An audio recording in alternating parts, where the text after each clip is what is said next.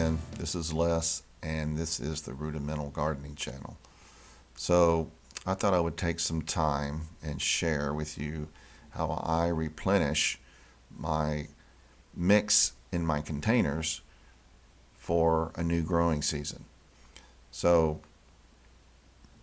here you see a few pictures of my container garden on the side of my house, and I have since removed all of these plants, and I'm ready to take those containers, remove the soil that's in there, amend it, and then put it back in and get a new series of crops started for second summer session and for fall. Now keep in mind, we are amending a pre-existing mixture that has already been used. So this isn't like creating your first batch of mixture for a raised bed or a container mix. So here we are in the backyard, and you see that I got some peat moss, some potting mix, and in the wheelbarrow there's 2 small bags of perlite. What's not shown here is a bag of compost, which I always include. I didn't have any at the time of this video, but normally I would use composted cow manure, either black cow from Home Depot or Lowe's, or if you make your own compost at home, for certain you would use that in place of composted cow manure. So here I am.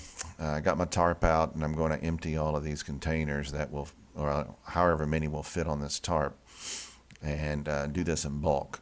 I do it in bulk to streamline the process and make it a little more efficient. I typically will have 20 to 30 grow pots, so this allows me to do it in a more efficient manner. You can make smaller batches in your wheelbarrow, and if that's fits your scale better, or even you can mix a single pot at a time in the pot itself if that's what you want to do. It's up to you and what kind of garden you have and what resources you have available. So here I'm just going to take the shovel. I'm going to break up this pile and make sure any big chunks are broken up. If I come across any rocks or sticks or anything, I'll toss those to the side. But the main purpose of this is just to get it in a uniform mixture and make it easy to mix the rest of the stuff in here as I add it. So the next thing I do will I'll be adding the potting mix. So again, if you don't want to use potting mix, you could use topsoil. It's just a filler for the most part, but if you do add potting mix, go ahead and get something that's decent. That particular brand that I'm using has some other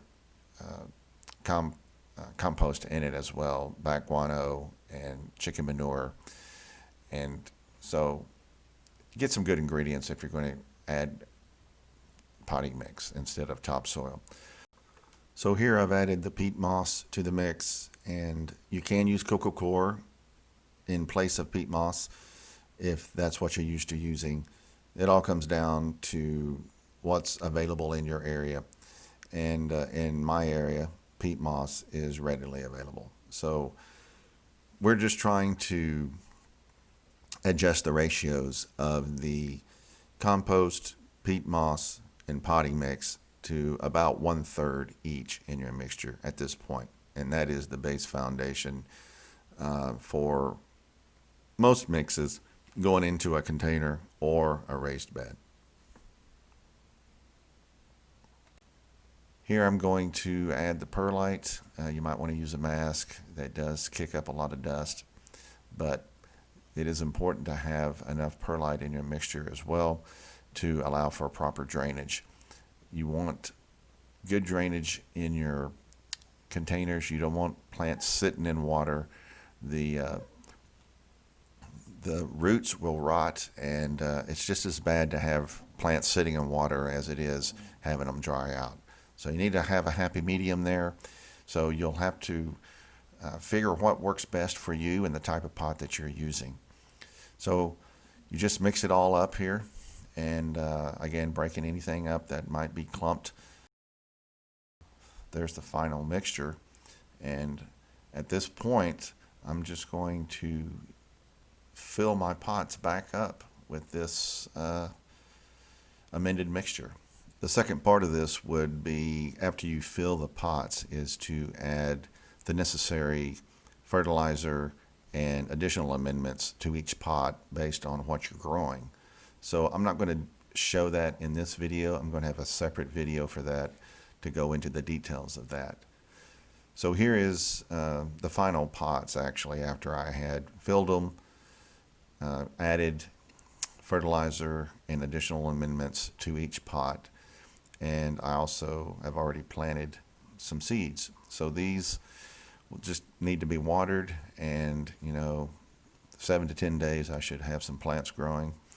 And then I will move those pots to the side of the house and put them on the plant racks that I have out there for them. So that's all there is to it.